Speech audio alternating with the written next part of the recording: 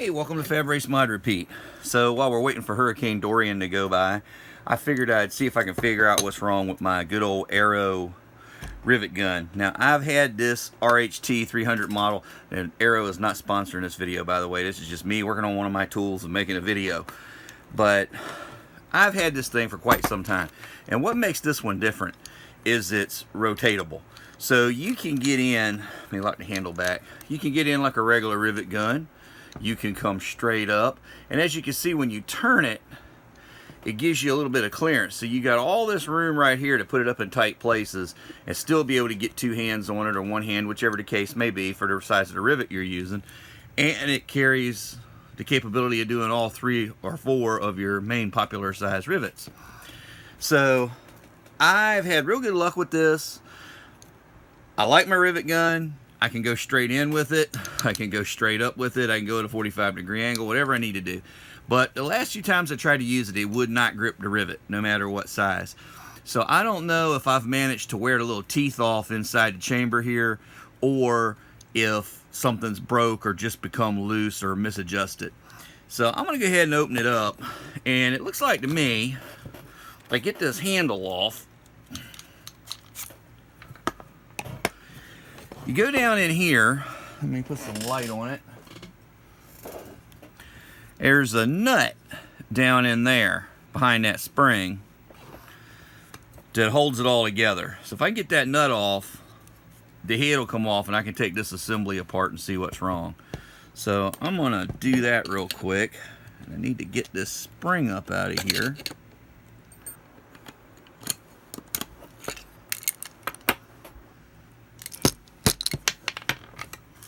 Okay, so now we got that out of the way. Put the spring back in. Got the nut out.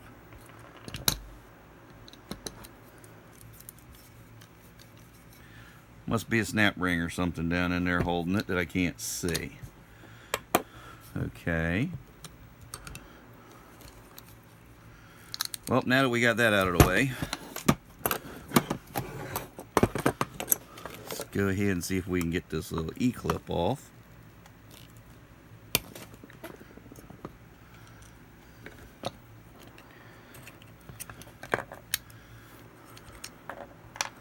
Alright, now what do we got?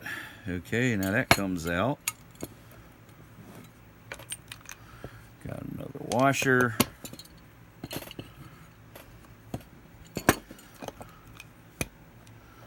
What do we got here? Okay, I didn't need to take that apart, it doesn't look like. Well, yeah, I did, because I gotta go inside, but now I need to take a couple of screws out, and I can get in that way.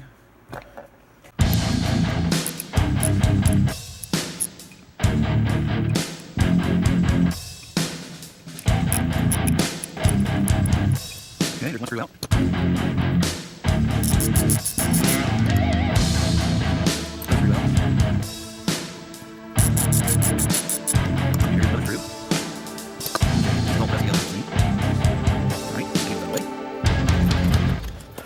Here.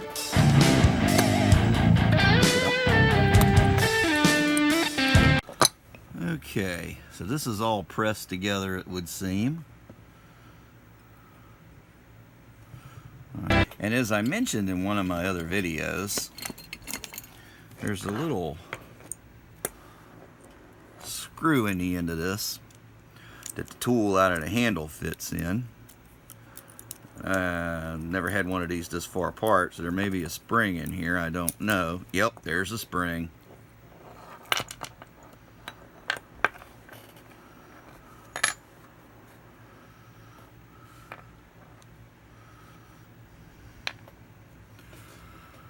Okay, I don't see any broken parts.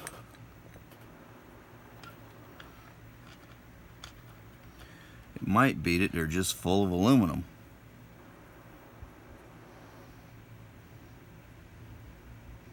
And here's how it works. You're inside this barrel. I don't see any damage in the barrel. And you got these two little wedges And as you can see, this one has this little angled, let me turn it around this way, has this little angle to it. And what that angle does is separates these two wedges. See a little notch like that when you squeeze it. And that's what pulls it tight on the rivet and then pulls it up. And it could be that the little teeth are wore out, or maybe they're just clogged up. This is looking like they're probably just clogged up. But I'm gonna clean this thing and put it back together and see if we can get it to pop a pop rivet. We'll get it back together.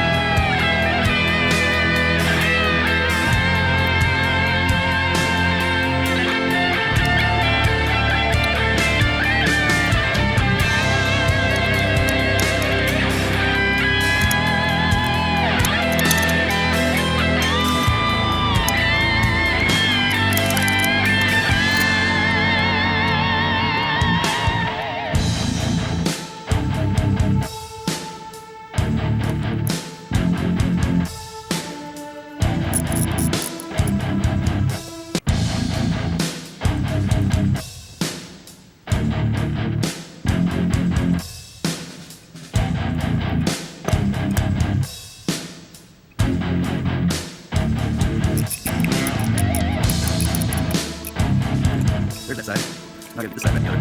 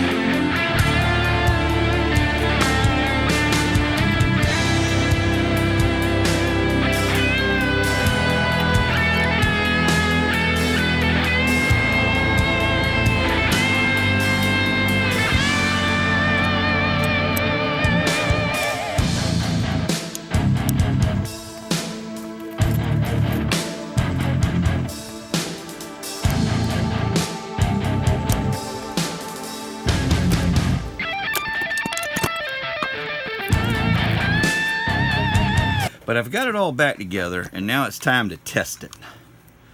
So I'm going to take one of these little rivets.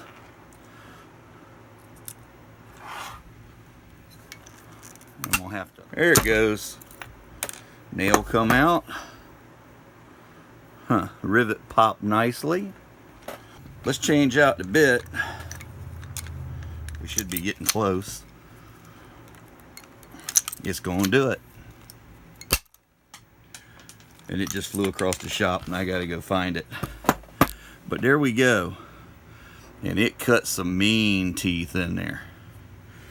Well, this is a good example of why you should take a little bit of time, or why it behooves you to take a little bit of time rather than just go running down and buy another tool. I had a rain day today, basically.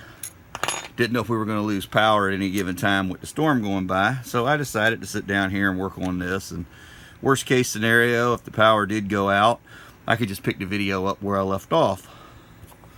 But this shows, with a little bit of perseverance and a little bit of elbow grease and some patience, figure out how to take thing apart, I saved myself some money. But there's more to it than this. If you're just getting into it, just starting on your path as a creator or a fabricator or a craftsman, and you've heard me say these things before, anything that builds your confidence was not a waste of time. And taking something like this apart, which honestly, I have never taken a rivet gun apart before. Of course, this is the first one I've ever had break. But it's not the first tool I've had break. And it's not the first tool I've been able to do a little cleaning and a little greasing, maybe bend something back that seemed like it was out of place and get it working again. And I just put this in the wrong direction and then got it stuck. So let's go ahead and pull that out. Put it in the right way. There we go. It's handy to have that little wrench right there in the handle. So there you go. Little bit of time, little bit of patience, saved us at least $25. You could probably buy this thing for 20 bucks nowadays on Amazon or somewhere like that. As I said earlier, this is not a sponsored video, but this is my favorite rivet gun. This is the one I do the bulk of my riveting with. I didn't use it in the Zeus fastener video because it was broke. Well, now it's not broke. So there you go. As always, practice your skills, learn a new one. Either way, turn it into craftsmanship. You never know how far it'll take you, and you never know what you can apply it to save yourself a little money or save yourself some time. It's another step in your process, another step in building your confidence. So until next time, this has been Fab Race Mod Repeat. Have a great day.